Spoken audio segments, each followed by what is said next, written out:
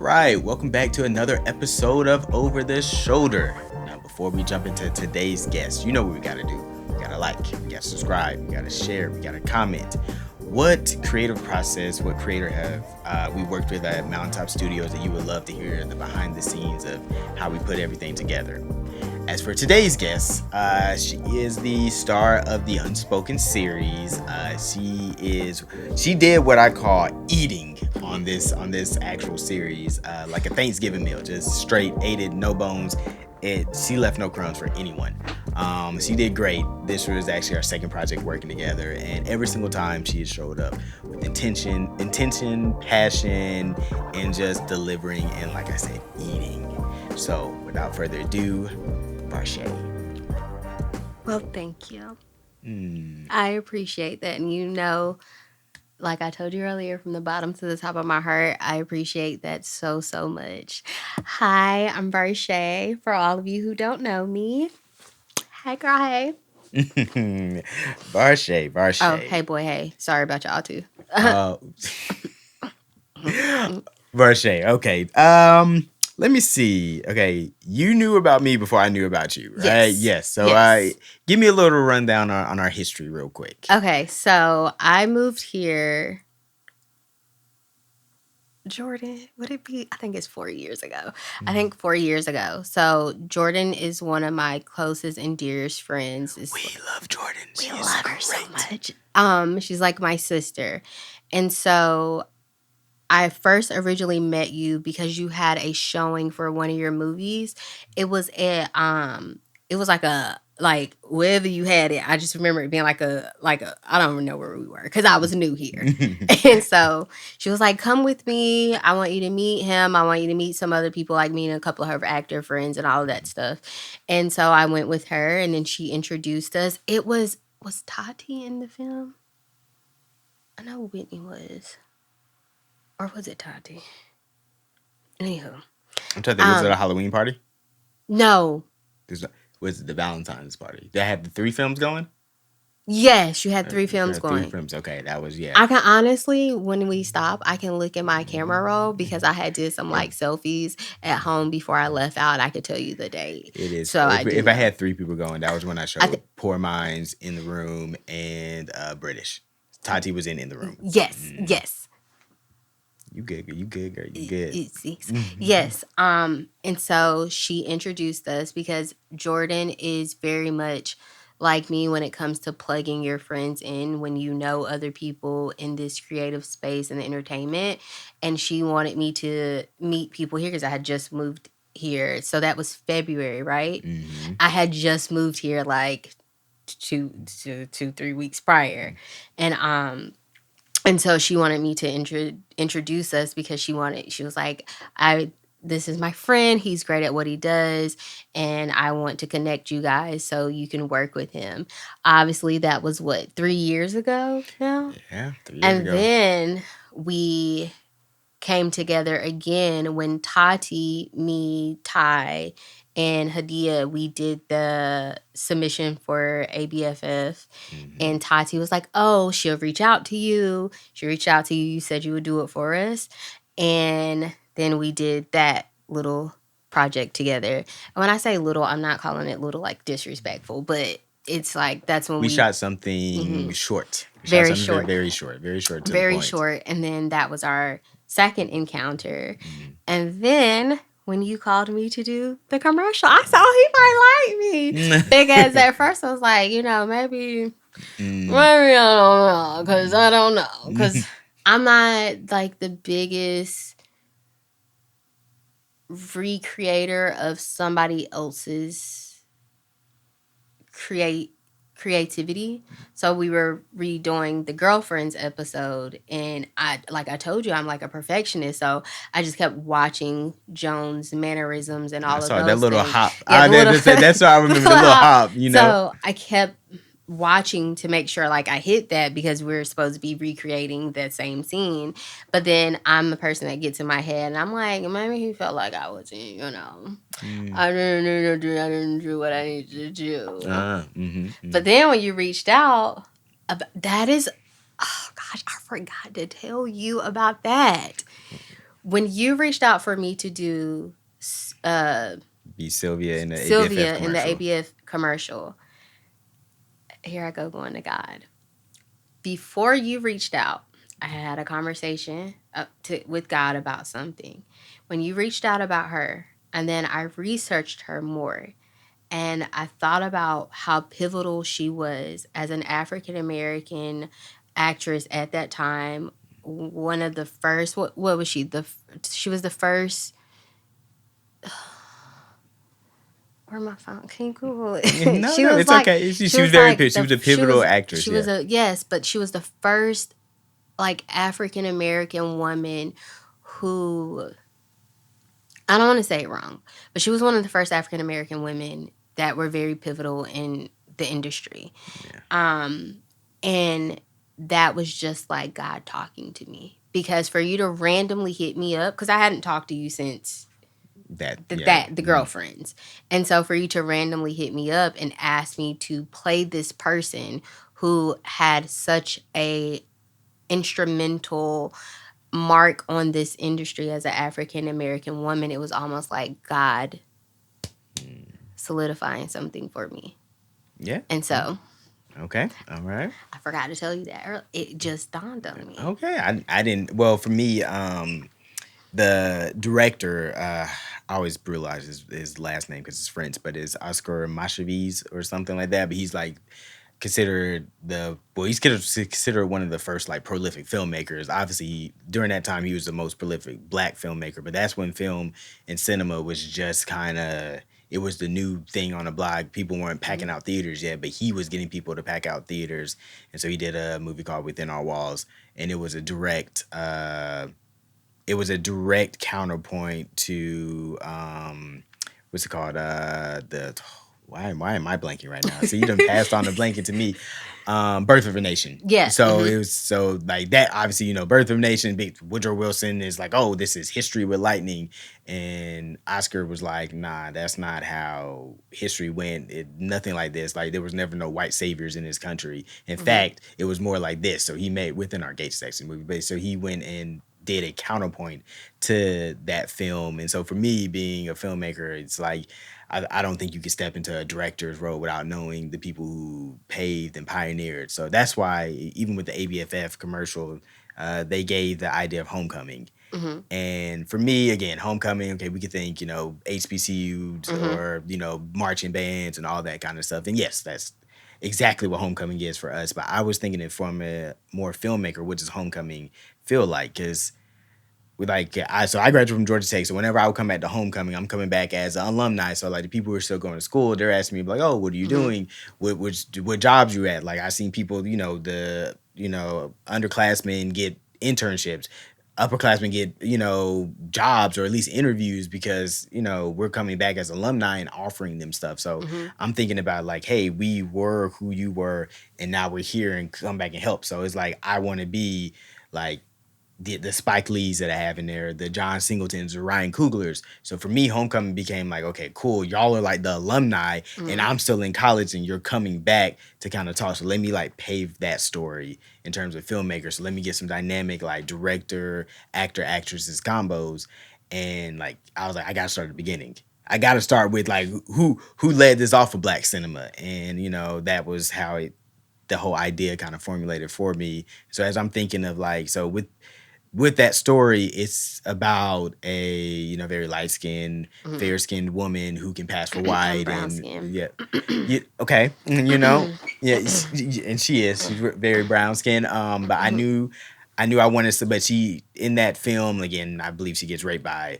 white guy and like all the trauma that comes with that, because that's more so really the birth of this nation and what we're when we're thinking about that and I wanted someone who can be able to portray that and give me that emotion, even though it's a very quick scene. So I was like, well, let me see what she can do. Brian was also great because he played Oscar in that one. And he gave such a, I know for him, give that man a prop. And he would go at it.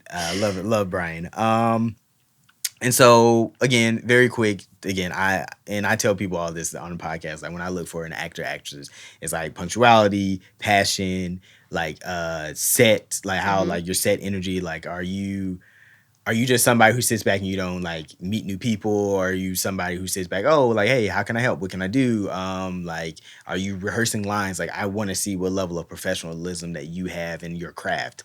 So I'm always big on that. So again, if you ever want to impress me, it's like, show me who you are on set, like the energy you have with everyone. Because if that energy, I'm very big like family Mm-hmm. man. Like, I like for my team, we feel like a family. So it's like, hey, listen, if Caitlin's shooting it and that's little sis right there, and you can't get along with little sis, hey, you looking right now, you like third cousin twice removed. So if Yeah. I don't need to know about you, listen, I don't have to. So don't be messing with little sis. Yeah. So it was very big, but obviously you had a great set demeanor. So as I started, sat back and I was writing Unspoken, and again, for me, when I write projects, and I, and I kind of told you that I was telling you this earlier. It was like when you did introduce yourself to me with Jordan, and it was like, cool, I'm an actress. I'm like, oh, great, okay. But what most people don't realize is that after you showcase a film, anyone who's an actor or actress, they It's a gonna. DP, It's gonna. they're gonna Yeah. come. It's like you get a hit with 20, Mm-hmm. 30 people saying it. Like, I had so many people, I had British showing during that time, and it's about people. The people were like, oh, I can do a British accent. I'm like, I'm not doing a part two of this. I don't know why you're mentioning that, but okay, cool. Thank you for letting me know if I ever need another mock British accent. But it was like, so many people come, so it becomes okay, cool. When I'm Mm-hmm. sitting down writing, it's like all 20 of those people might come to mind. But then at the end of the day, the 20 people who come to mind, you're also competing against my big ones. Like, me and Tamara work together a lot. Me and Tati work together a lot. So it's like, when I'm writing, is like, I already know, like, I love working with them. Like, Mm-hmm. they always deliver. They're always doing the passion, all that kind of stuff. Mm-hmm. So it's like, when I work with somebody new, it's like there is that level of risk and chance. It's like, are they gonna, deliver? Are they gonna be punctual? Are they gonna, get along with, crew and everything? Like, those are all real things that to me can, no matter how great of talent they have, that can bring down the film and everything, just because, they're not a great person or they don't fit in. So I think about all that kind of stuff. So again, when now you start following me on Mm-hmm. Instagram and stuff, I was like, I don't necessarily see as much content from you. I don't necessarily, so I don't like, there's not nothing where I see a pop up like, oh, dang, all right. Varshay, she ate that scene, maybe. Cause it's invisible on Yeah, Instagram. you're not as visible. So I'm like, I'm not seeing that. I'm like, all right, cool, So it's like you're not coming to mind. So again, it takes 2-3 years for me to get to the point where I write something and you come to mind, because your visibility, you have great reasons for not being visible. And so again, when you do show up, I was like, all right, cool. She did what needed to do. Like, everyone fit. They did the role. Even like, Travis was in the Mm-hmm. ABF. That was my first time working with Travis.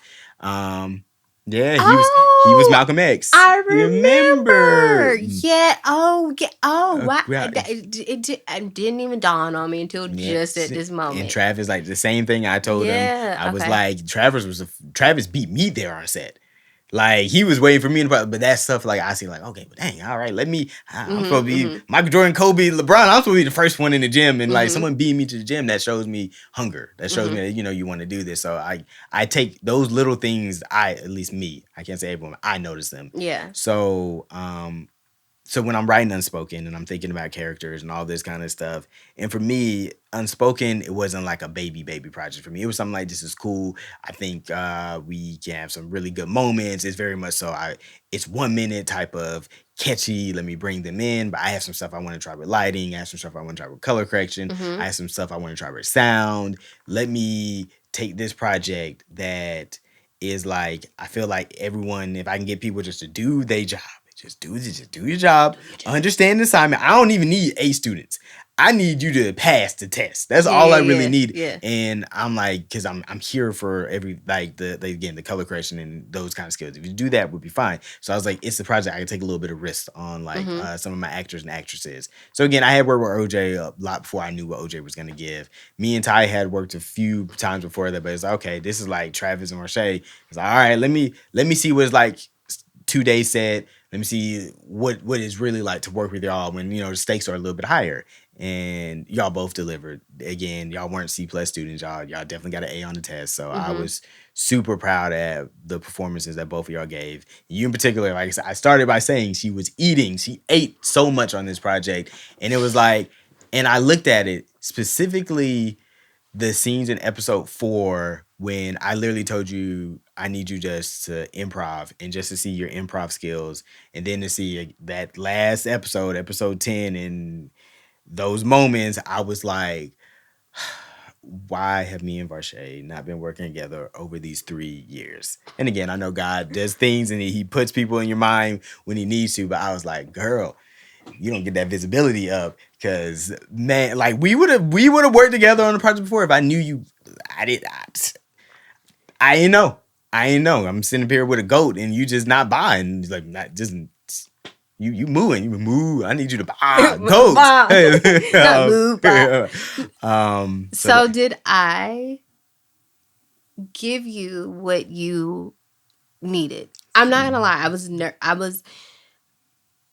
I'm always nervous, not in the sense of talent wise, but I'm always nervous that I'm not giving what the director wants from me or what they're asking, right? So I may ask after, like, did I deliver what you need? Like, because if I didn't, just tell me so I can go and do what you want.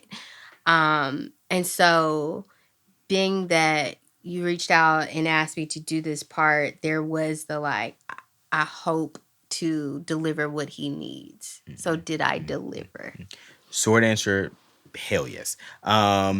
Long answer is, for me as a director, it's not every director's approach, but especially me being I'm a writer director combo, is that I can't ever breathe life into a character. For me, it's like I can give you the bones, I can tell you that this is a person, that this is that, but like I'm not Frankenstein to be able to bring the monster together. You have to bring that monster together, give it life.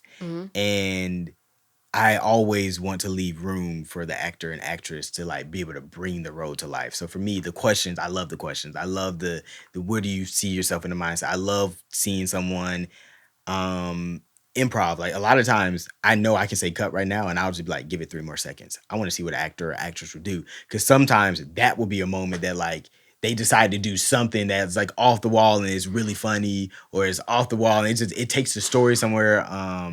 And they start something and they spark something in another character, because oftentimes actors feed off other. So they say something and now this other actor, they stay in their character. Now they fit. And I'm like, okay, shoot, we got another 30 seconds of this like really funny scene that goes with the story and shows more of their character, and that's not in the script. So for me, it's again that leave that room for the actor and actress to breathe life into it. So I'm very much like, again, if this is a team sport, playing basketball, I'm passing the ball to you. I'm depending on you to hit the shot. I'm not going to tell you to hit the shot. I'm not going to tell you it needs to be a 3 or it needs to be a layup. I'm just passing to you open, hit the shot. And you definitely hit the shot. You asked the right questions. You did the right things. You made decisions that came from a place of this is who Keisha is. So, like you said, you were clueless. So you were a loyal friend who was clueless as long as you needed to be clueless. And in the time where the dawn of the revelation of what is happening, you didn't just go straight into your line.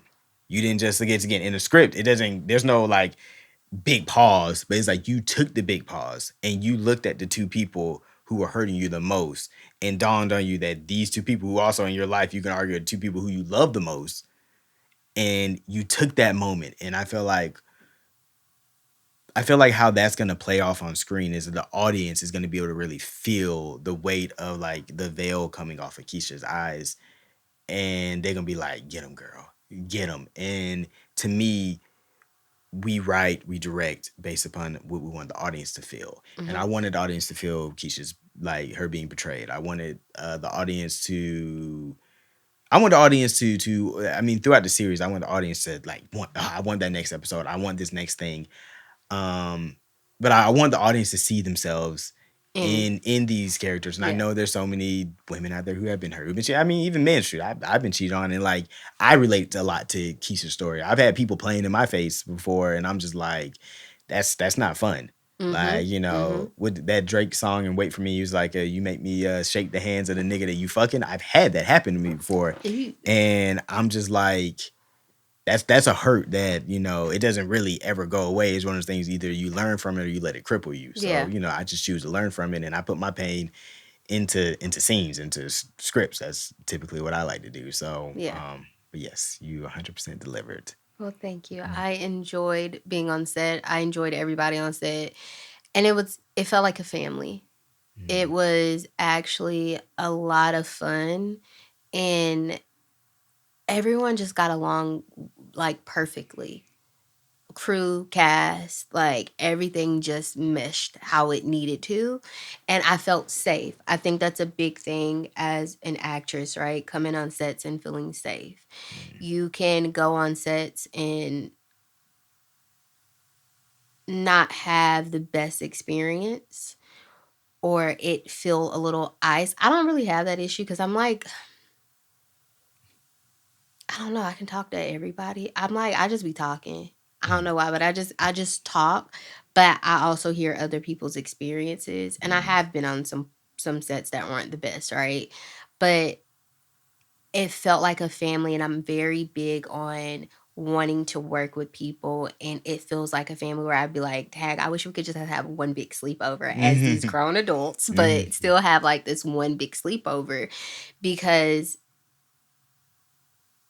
it was fun. It was fun.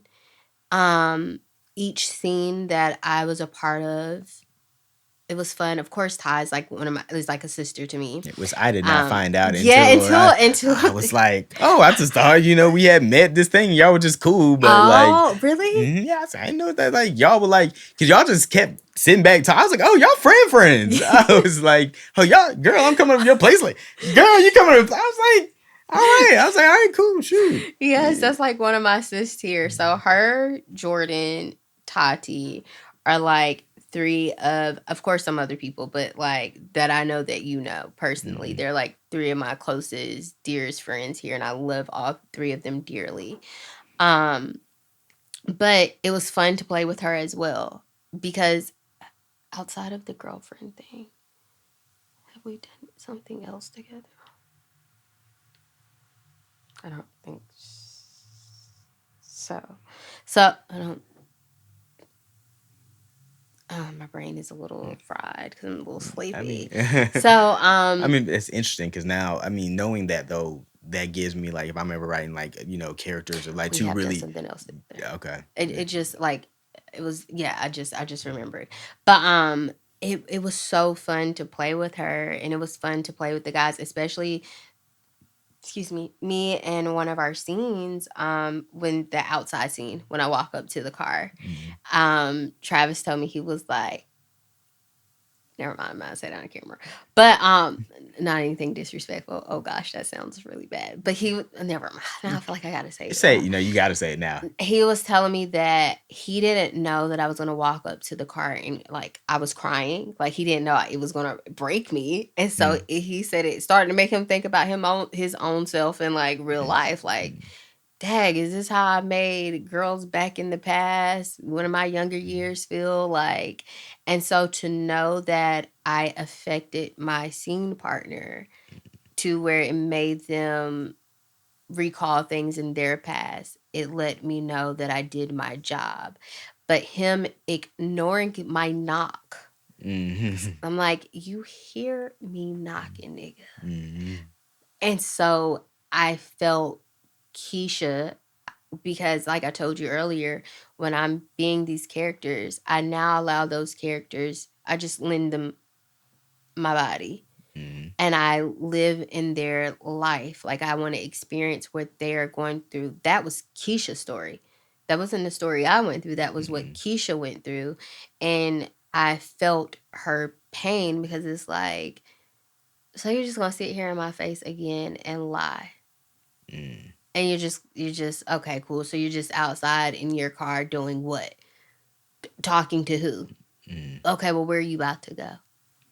In the middle of the night. And then you see this pain on my face. Mm, You know I'm not stupid, but I love you so much that I won't leave. mm, I'm not stupid, but I may be dumb. And I think that's sometimes what happens to women. And I've been that woman before. I wasn't stupid. I knew what he was doing, but I was too in love or lust or whatever the word wants to be to leave, that I mm, ignored every sign that you showed me because he wasn't hiding it. He wasn't hiding from Keisha what he was doing. Yeah, he was going outside to the car, but she knew and he knew that she knew that he was doing something. Whom it was, she didn't know, Mm-hmm. but she knew, and he didn't care that she knew. And so I, as I'm like knocking on the window and I'm talking to him, and then when he tells me he's about to leave, it's like I'm sitting here in your face saying it without saying it, like, I just want you to choose me. I want you to see me. I want you to be with me. And you know, the tears were real. They were real for Keisha because it's like, why am I not good enough? Mm-hmm. What is it about me that isn't what you're seeking, to where you have to leave this household at this time of night, go sit in a car in the cold and talk on the phone to somebody else when you could be sitting in the house and the bills that we pay, because we probably split in a 50-50, You know, and it's you, 2026. We split in yeah, and 2050. you want to go sit out here in the car in the winter to talk on the phone. I'm not, you don't love me enough. I'm not good enough. I'm not. And Mm-hmm. that's what I felt in that moment. And even other scenes, like when I'm ranting about what I'm processing to my friend, it's like I'm just really recalling, like, dang, he like, what is it about me? Like, what Mm-hmm. is it about me? Yeah. And when I'm writing that scene, it's like I always find it so interesting. I think when you think about cheating, the person who's getting cheated on always thinks about, like, again, what is it about me? Why Mm-hmm. am I not good enough? And I just personally believe it has nothing to do with you. Mm-hmm. That it's all everything to do with the person who's cheating. They're going through something internally that you can't fix. Mm-hmm. Like, and we all think we can. You can't fix this. They gotta be able to fix that. No matter how much you love them, no matter how much it's that's their demon that they have to battle. But the thing that we first do is like, what did I do? Why am I not? Why I'm this? I'm just like, it has nothing to do. But from a character standpoint, I'm always gonna write the character for the most part, thinking that. Mm-hmm. And I'm just, but in real life, I'm like, it's never. Anytime I've experienced cheating, because again, my first reaction, if when I've been cheated on, is that like, hey, what did I not do with this and that? And again, we're never perfect, but it's like, nah, you as a cheater had this is not going on. Like me doing this one thing or having this one trait or this and that did not give you reason enough for you to be able to go out and betray the trust that we've built. Mm-hmm. Like it was just that's something in you that you wanted to fuck this shit up. Mm-hmm. So, Mm-hmm. but I love that that was the decision that you made as Keisha to really go on those rants, go on those tensions, dive into that portion of the character and like her journey throughout the the series. Because when I had Tati on here, she actually asked me who did I think the hero was in this series, and I said, "Oh, it's Keisha." Mm-hmm. Like she said, like everyone, it could have been David, but I said no. David. What David does is David sets up Keisha to be the hero. Mm-hmm. Like, because when he comes in, he barges in, and he's the person who makes Keisha know that like David knows his girl cheating on him, Mm-hmm. and Mm-hmm. so, but if he doesn't come in and barge and like pretty much sit there and stay, Keisha would have never known. Mm-hmm. Like she would have stayed in the dark. So to me, it's like David set her up to be able to have that Mm-hmm. big final moment Mm-hmm. where we're all like, "Get him, girl." Mm-hmm. And I think about something you wrote for David to say. It's a good thing she is here. On that final scene, I used that because it's like, wait, that nigga did hey in there, and then what?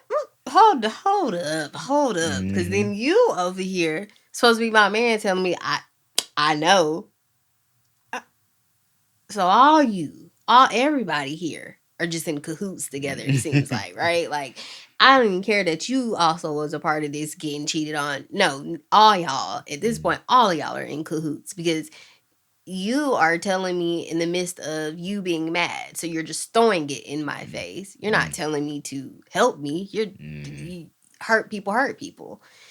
And but I love so much the writing on that because it takes you from one scene to another scene. If you listen to what the other characters are saying to you or saying about you, it helps you to understand what is happening in that moment more. Because even in real life, things that I say to you, when you process it, it's like, oh, okay, this is how she sees me, or this is what she's saying to me, or something of that nature. So when I thought about it, I'm like, he made that statement for a reason. So now it helps me to sit here and process and recall everything. And it's like, obviously, everything's flashing like, wait. Mm-hmm. She came down that hallway in Mm-hmm. the winter, In the winter, in my in house, your house, nothing on.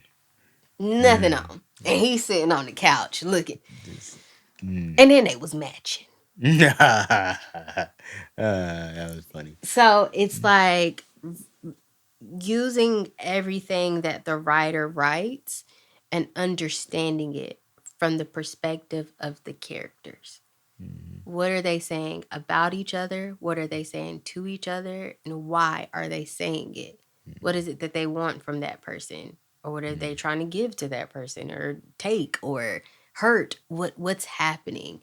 And I think that's why I love this, because I could have looked at Keisha and played her one dimensional.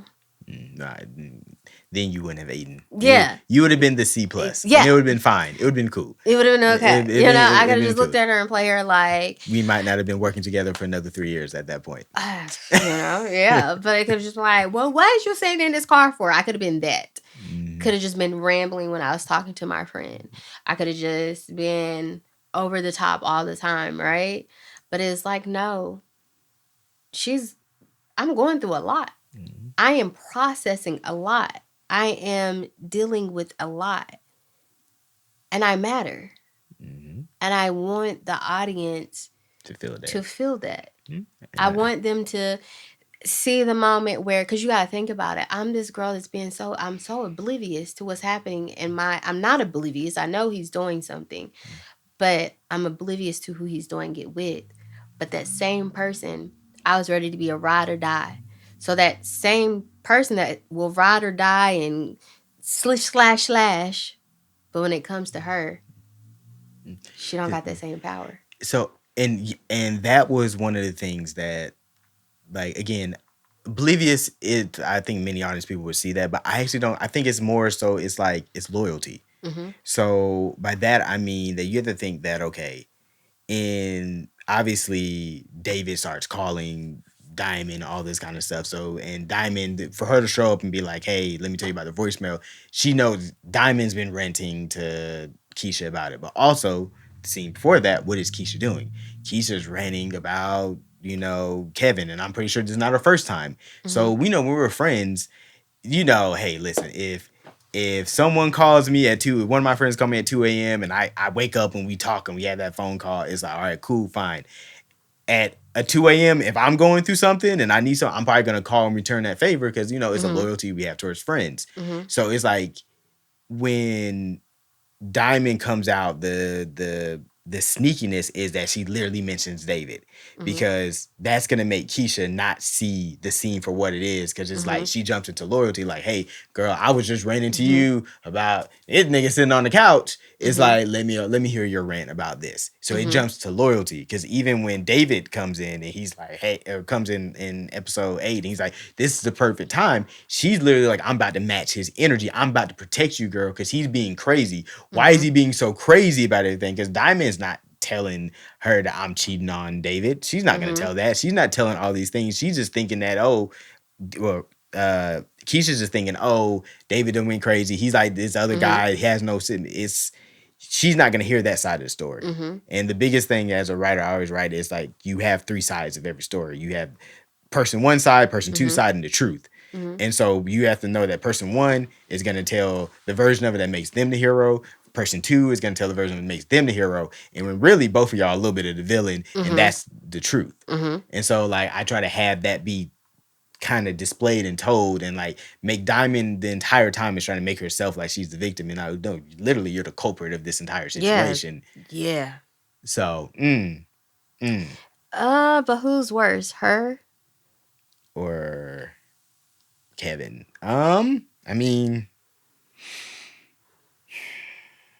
I mean, I would say it's her just because she's friends with Keisha. Like, whereas in my mind, again, creating these characters, I see that Diamond and Keisha were friends Mm-hmm. uh, before Kevin was Keisha's man. Mm-hmm. So I was like, so they knew they had a foundation before. And like, really, we girls before this, oh, you get a man, this and that. Mm-hmm. I can see it in the point that like David and Kevin have met before because, Mm-hmm. we don't went on double dates and this and that as we get these, our boyfriends are meeting and stuff. I can see that having happened in the past. So at the end of the day, but Kevin, He's a man. he's. I mean, not. Well, I don't want to put it like he's Oh, you're man. We just right. That's so. That is so. Let me not be that it's a person. he did. I mean, obviously he's doing wrong by cheating on Keisha, but it's like he's cheating on men. Typically cheat in proximity. We Mm-hmm. cheat with people who are close by. Mm-hmm. Whereas women, when women usually try to, even though this is not necessarily the case of what Diamond did, but I feel like women cheat so much smarter than men do. They're gonna Mm-hmm. cheat with somebody in a whole nother state that we Mm-hmm. ain't gonna ever been. You just Mm-hmm. been going on these business trips, and I'm just thinking this for your job, and you don't realize she got a whole boo thing over there. Mm-hmm. But so for me, Diamonds is a little bit more malicious. If I was going to write a season 2 of this, which I have not been decided if the story does continue, I would think about the story of like why Diamond wanted to betray Keisha's the friendship of Keisha, and I would start looking at it from trying to break down what about Keisha does Diamond want that she doesn't have personally in herself. And so I would try to show that dynamic of like Keisha being this certain, so maybe looking at professionally or just confidence wise, and then seeing Diamond doesn't have this. And so it's almost like she wants to take something from Keisha maliciously as opposed to like making herself better in this area. Okay. You know? I had a question. You can ask away. Were we supposed to tell that? I done told the Oh, end of the spoilers. Oh, story because listen, it's okay. I just thought about It's okay. it. We still rolling, and Okay. it's everyone has come on because again we're talking about the series. And we're Oh talking yeah. about Okay. the So so everybody's talking about everyone's like the spoilers are going to to be happen. to happen. But at this point, we just rolling with the punches. We rolling with Okay. the punches. I would say. Let me think about Kevin. I think Diamond probably. It's a toss up. Okay. Why would you say? Okay, tell me why you would think Kevin's worse. It would be Diamond, but it's a toss up, right? I would say it's on two sides, right? Kevin knows that that's my best friend. You're Mm, my man. mm, You put yourself in it. I am very big on this in reality. If women feel that a man has something that they want. Why I can't talk right now. But if women feel like a man has something that they want, they don't care about crossing another female. And that's mm. coming from a woman, right? Okay. And I'm not saying all women are like that. Mm, But sometimes if a woman sees something that she desires, she's going to do what she has to do to get it, right? Now, both of them are supposed to be loyal to me. Both of them are supposed to love me. But this man is my man. We live together. mm. We share a space together. I He's am supposed to be telling him, protecting your heart. I'm telling him probably intimate things that I may have not disclosed to her. And same thing on the other side, probably telling her intimate things I haven't disclosed to him. But this is the man I lay my head with. So if Mm. anyone is supposed to be loyal to me, it It's is supposed supposed to to be be you. you. Okay. It's Okay. supposed to be you. And Okay. you decided to not only cheat on me, but you decided to now break another very important relationship with that I have that I won't ever be able to look at the same. Okay. You I might you may might have go said back to something. you, but But I'm never gonna go back to her because mm, that's I how mean the way of that's fair. That's fair. I mean, and you decided you could have cheated with anybody else, but you decided to cheat with the one person that you know means so much to me. So you not only broke my relationship with you, you broke my relationship with her. Mm. Now, on her side, you my best friend. I should never, ever have to ever think about you doing that with him. Because now you have destroyed our relationship. Forget me and his relationship. You've destroyed what this is. And this will never be this again. Mm. And you felt that that was more important than this. Mm-hmm. Forget what you did to your man. I don't, I'm so sorry for Poor him. little David. But for our relationship, you jeopardized it for something that would be fleeting. Something that may never, that if he would do that to me, you know he would do that to To you. you, yeah. And you jeopardized for some dick. Like, Okay, so I have a question. I don't have an answer for this as a writer, but I would love to see your interpretation. Who do you think initiated, Kevin or Diamond?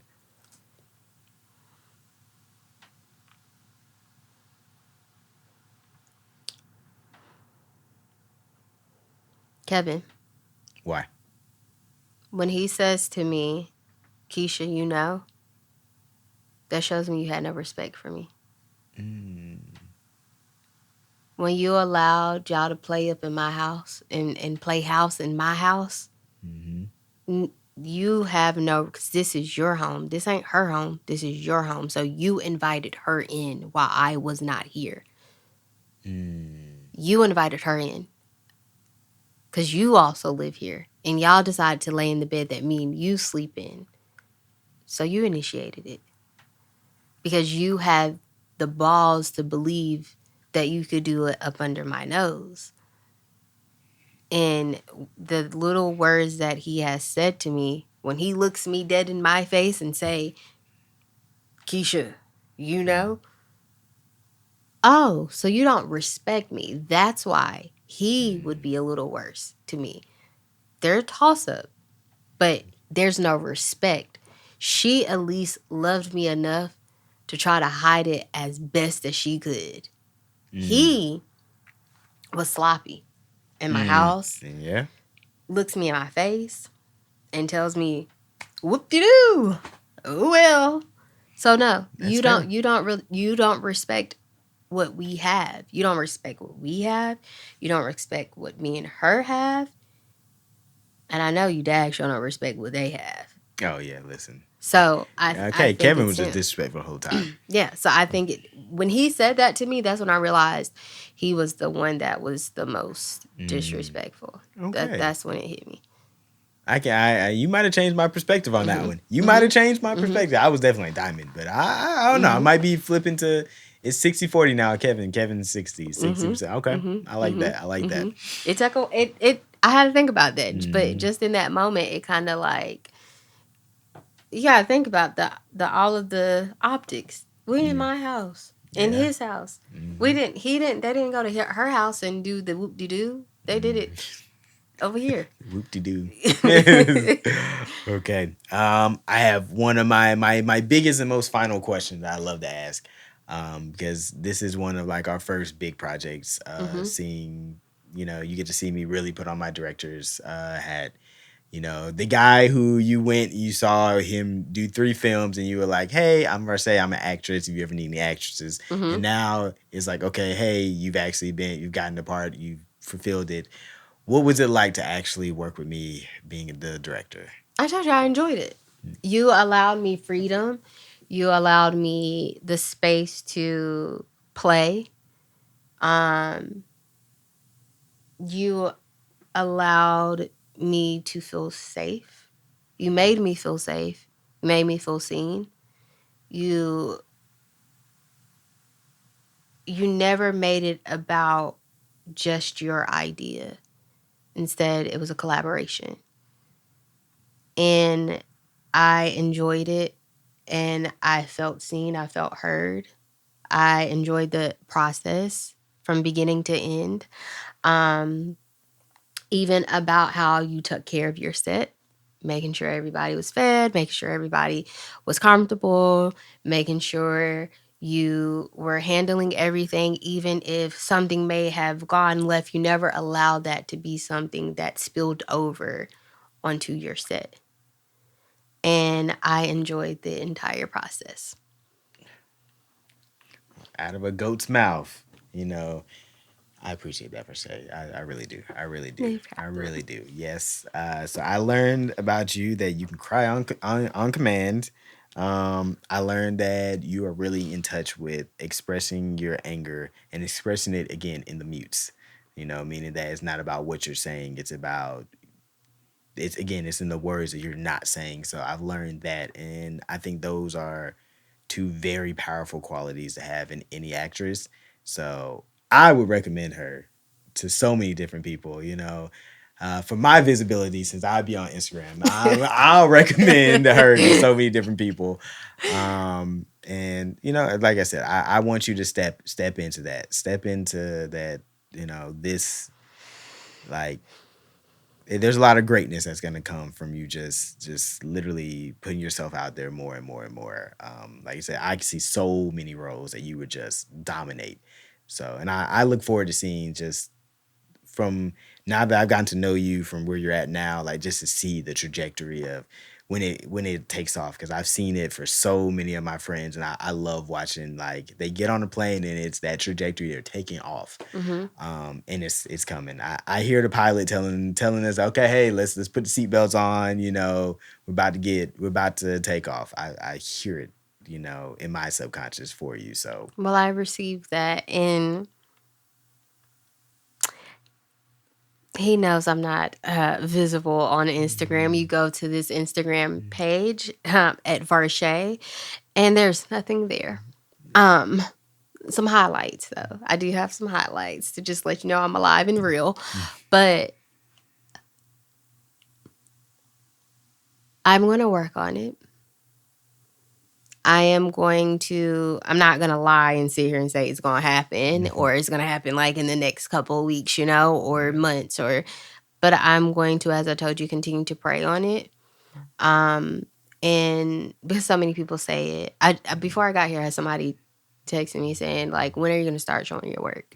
I'm going to be on you about this." yeah.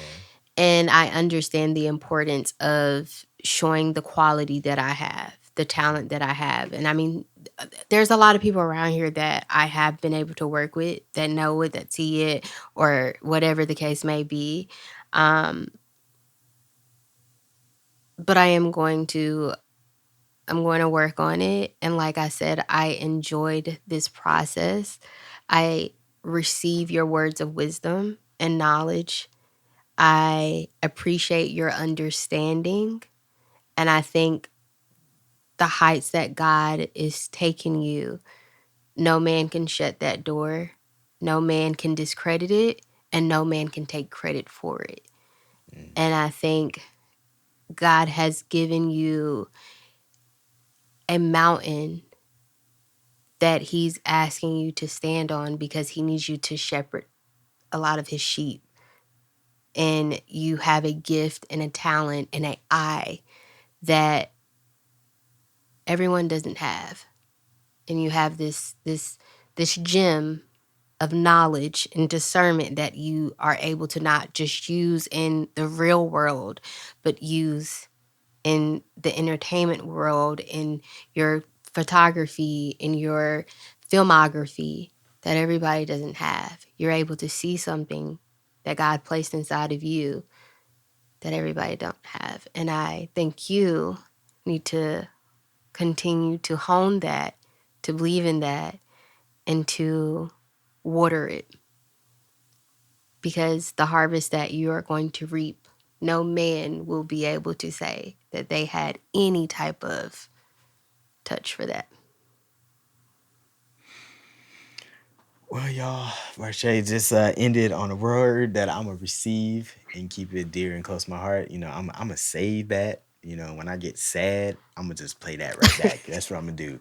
Whenever I let doubt creep in, I'm gonna play that. I appreciate that so much, Varshay, more than you ever know. I appreciate it so much, and I look forward to a fruitful relationship that we're gonna have in terms of just all the projects that I can totally see now. So be on the lookout for another script sooner rather than later. Well, thank you for having me and thank you for trusting me. Well, listen, we done built trust now. Yes. I saw. My friend. When the audience sees that episode, they'll remember that line. My best friend. No, it was don't touch me. Get your hands off of it. Like, and that knife never left that knife. That knife should have. They lucky because I done seen some things in my baby days. But you and that knife, I should have put the co-star in the Varshay Graham in the knife. But I definitely appreciate you for joining me on Over the Shoulder to talk about playing Keisha. And to the audience, Varshay Graham, she just shut it down, chopped it up, and just, again, with Unspoken, I cannot speak highly enough about the incredible job that she did. And before we get out of here, you know what we have to do. We have to like, we have to subscribe, we have to comment, we have to share. You know, we're on the Unspoken series, but after that, other projects, who would you like to see sitting on this chair? Just comment below, let me know about the creative process, and, you know, I'll make it happen. And as you always say on Over the Shoulder, that's a wrap.